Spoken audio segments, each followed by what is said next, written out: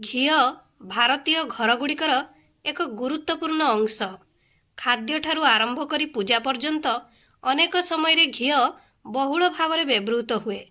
खाद्यर स्वाद बढ़ाइबा सहित स्वास्थ्य पई अनेक लाभ मध्य देइथाए। विशेष करी जदि आपण एहाकु सकाळे खाली पेटरे खाआंती तेबे बहुत लाभ देइथाए।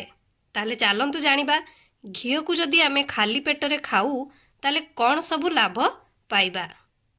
हाय फ्रेंड्स, गुड आफ्टरनून। आपण समस्त को मो तरफ नमस्कार। आशा करछि आपण माने समस्ते भलरे थिबे, मु भी भलरे अछि। चलंतु वीडियो आरंभ करबा। किंतु वीडियो आरंभ करबा पूर्व आपण मान को किछि तता करिया पई पड़े, जोटा कि आपण माने समस्ते जानि गलेनी। तथापि मु आउ थरे जणाई दोछि, जदि आपण मान को भितर केही जदि आज मो चैनल रे नुआ थांती ताले प्लीज प्रथम चैनल टी को सब्सक्राइब कर दियंतु। पाखरे थिबा बेल आइकन को क्लिक करंतु, जहाँ फल मो नुआ वीडियो नोटिफिकेशन आपन पाखरे खूब शीघ्र पहुंची जिवो। आपण माने मते टिके सपोर्ट करि परिबे आगु को जीवा पई। आ एते पर्यंत जो माने मते सपोर्ट करी आछन समान तो प्रथम मोर बहुत बहुत धन्यवाद। ताले चलंतु वीडियो आरंभ करिबा।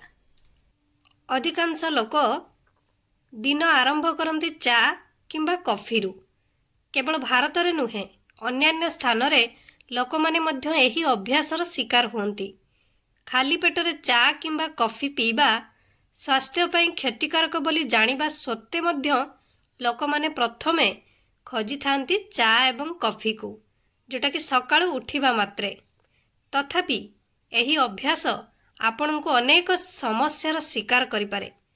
एपरि परिस्थिति रे जदि आपण अभ्यास को परिवर्तन करंती एवं घिओ सहित दिन आपणकर आरंभ करंती तेबे आपण को अनेक लाभ मिलिबो।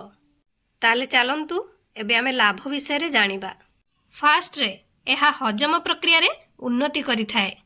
सेकेंड रे ये आपणकर रक्त शर्करा को संतुलित करिथाए। केमिति ना सकाळे चा किंबा कॉफी रे आपण माने चीनी व्यवहार करथांती। एपरि परिस्थिति रे सकाळे जदि आपण माने घिओ खांती तेबे आपणक रक्त रे शर्करा स्तर उपरे सकारात्मक प्रभाव पकाई थाए।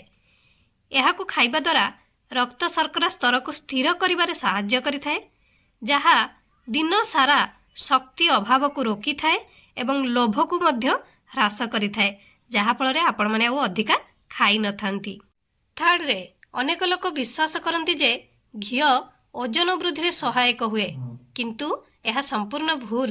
कारण घरे उपस्थित थिबा सुस्थ चर्बी ओजन परिचालन रे सहाय्य करे।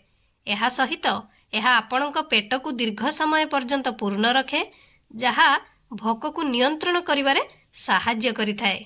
ता सहित घिओ आपणकर शक्ति स्तर को वृद्धि करिथाए। घिओ हेउची संतुलित चर्बी एक समृद्ध उत्स, जहा एक तत्क्षणात एवं स्थायी शक्ति वृद्धि करिथाए।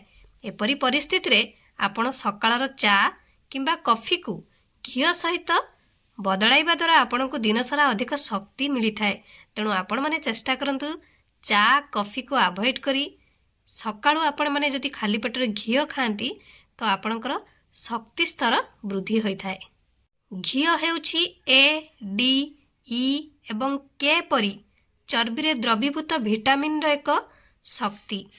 एही समस्त विटामिन आपणक प्रतिरक्षा प्रणाली, हाड़ को स्वस्थ रखिथाए एवं सामग्रिक स्वास्थ्य रे उन्नति आनिबार एक गुरुत्वपूर्ण भूमिका ग्रहण करिथाए घिओ। ता सहित जदि आपण माने सकाळे घिओ खांती ताले आपणकर मस्तिष्क तीक्ष्ण होइथाए। ता सहित घिओ चर्म को सुस्थ रखिथाए, कारण घिओ रे उपस्थित थिबा विटामिन एवं एंटीऑक्सीडेंट भितरु सुस्थ चर्म को प्रोत्साहित करिथाए। तेणु आपण मान तो जानि पारले जदि आपण माने खाली पेटरे घिओ खांती ताले आपणकर कौन सब लाभ मिलिबो। ताले आजिठु चेष्टा करंतु सकाळे खाली पेटरे घिओ खाइबा पई। आशा करुछि आपण मान को वीडियो टी भल लागिथिबो। मु ताले रहुछि, पुणी देखाबो नेक्स्ट वीडियो रे। किंतु आपण माने please like, comment, share, subscribe करिया पई भूलिबेनी। मते ताले विदाय दियंतु। नमस्कार।